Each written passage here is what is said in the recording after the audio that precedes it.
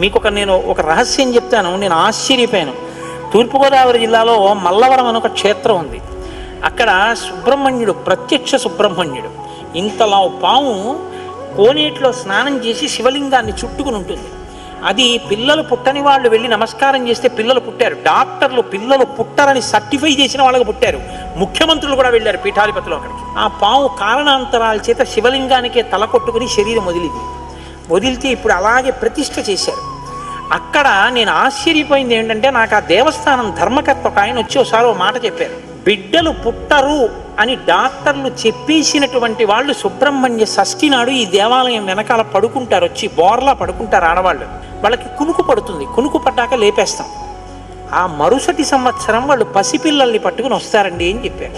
నాకు అపనమ్మకం కాదు, చూడాలనిపించింది. కాకినాడ నుంచి చాలా మందిని కలిసి సుబ్రహ్మణ్య భుజంగ స్తోత్రం చేశారు శంకర భగవత్పాదులు.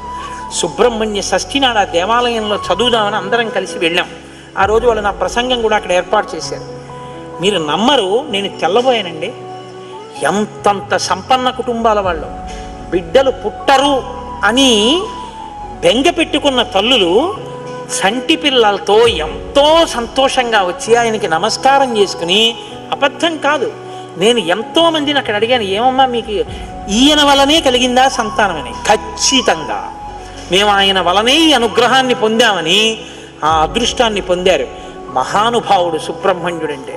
ఆయనకి నమస్కారం చేస్తే ఎంత స్థితినైనా ఇస్తాడు.